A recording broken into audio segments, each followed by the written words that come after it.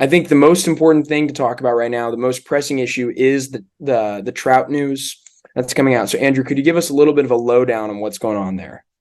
Yeah, so yesterday the Angels announced that they would be willing to move Mike Trout this offseason if he requests a trade. So for those who aren't aware, the Angels have pretty much been unwilling to move Mike Trout at any point, no matter how bad they've been in years past. But Trout's getting up there in age. I think he's 32, 33. Yeah, And the Angels, I think, are aware that they're going to lose Shohei Ohtani this offseason, hopefully. I mean, that's pretty obvious to everyone else at this point. So hopefully they're aware that that's going to happen. And Trout said he wants to have a serious discussion with ownership and with management about his future in Anaheim. And basically, if he has to be moved somewhere, which I think he should, that team isn't going anywhere anytime soon. They're going to lose the best player in baseball. They have one of yeah, the worst farm systems in the entire league, probably the worst farm system after trading a lot of their prospects for guys that they just let go a couple weeks ago.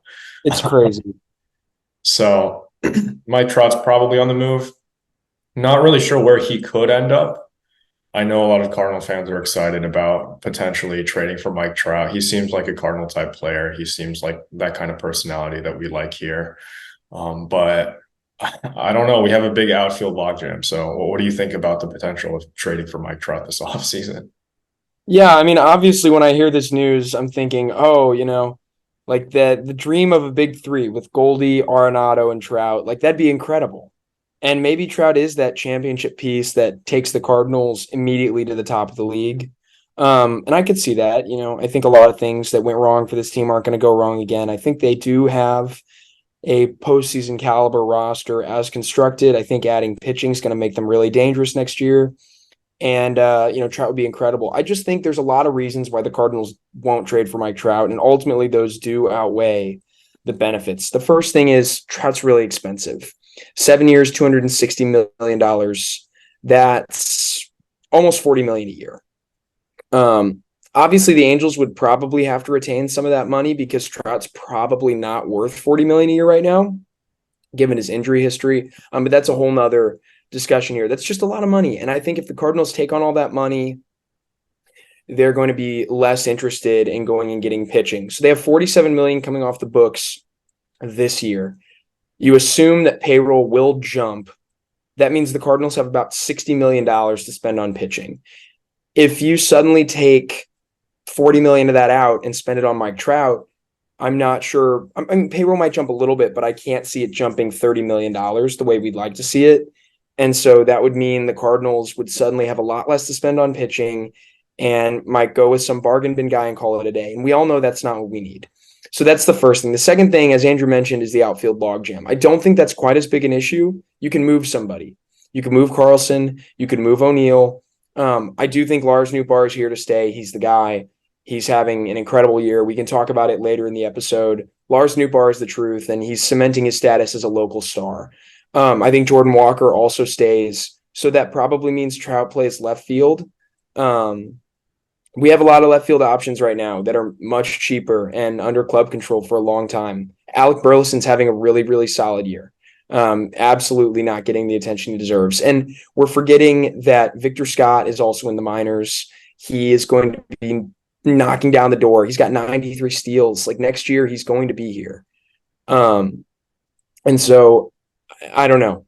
The logjam is bad. You could move guys, but I can't see the Cardinals moving Nootbaar or Walker or Scott, which means Trout would be a corner outfielder for sure, and that's fine with the injuries. But it'd be tough to fit him in. And then the last thing for me is probably what it would cost the Cardinals to acquire him as well.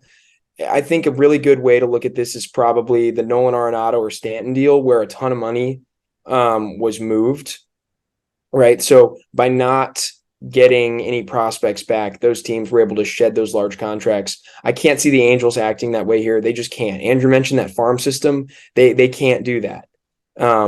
They do need to take on significant money, which could help the Cardinals, but that also means it's going to require a much bigger haul in terms of prospect value. Not quite the Soto deal, but more like that than those other ones. And Trout, again, when he's healthy, might still be the best player in the world. So the Angels are going to want multiple blue chip prospects back. Just can't see the Cardinals meeting that cost. Yeah, I like what you said about the Angels retaining a lot of that contract. I think they're in a position to do that. Ohtani cost them 30 million this year, so I think they're Yeah. in a position where they can eat a lot of that. They're going to be well below the tax next year, especially if they're going into a rebuild. The only contract left on that team is going to be Rendon, who Ooh. he's not a real player. He doesn't even speak English apparently. That's what he That was told me. that was actually so, wait, pause. That was so wild. No hablas inglés today. Like, dude, come on. That's your job. Did he just quit? I don't know. Rendon has just been like unavailable all year. He has like a bone bruise or something. I saw an NFL player had a similar injury, came back within like 10 weeks. And he's getting paid like half as much as Rendon. Rendon's been out for like 3 to 4 months already. It's awful what he's been doing over there. But I don't know. Maybe the Angels find a loophole and they can shed some of that contract by letting him go because he hasn't been present or whatever. But that team is in a really bad spot right now, and I think they'd be willing to eat a significant portion of Trout's salary if they get a good return back. And I think we have enough prospects and major league ready players that would excite that team. Yeah. We can move a lot of our guys. So JC is a prospect that I've heard thrown in a lot of trade talks because we have a lot of infielders. Mason Wynn and Nolan Gorman are going to be taking up that middle infield for a long time. So he's been raking in Double A, just got called up to Triple A. So maybe we move someone like him, who we don't really need that much. I don't know. You're the prospect guy, so I'll let you handle that. I really like Thomas Sajazi. Like, I really, really, really like Thomas Sajazi. I'd be pretty bummed if the Cardinals did move him. He just collected his first extra base hit at the AAA level the other night. I mean, a guy like him who hits at every stop, that's special. I don't care that he's not on top prospect lists. I think he's going to be a really fast climber. I think he could make his way into the top 100 next year with the way he's played. Like, he's, in my opinion, and the opinion of a lot of guys within Cardinal circles, he's now probably like the third or fourth best prospect the club has. He's just been so good this year. I'd be really hesitant to move him. I don't know what the Angels really will want. They might want pitching. If they do, St. Louis is not the place to trade.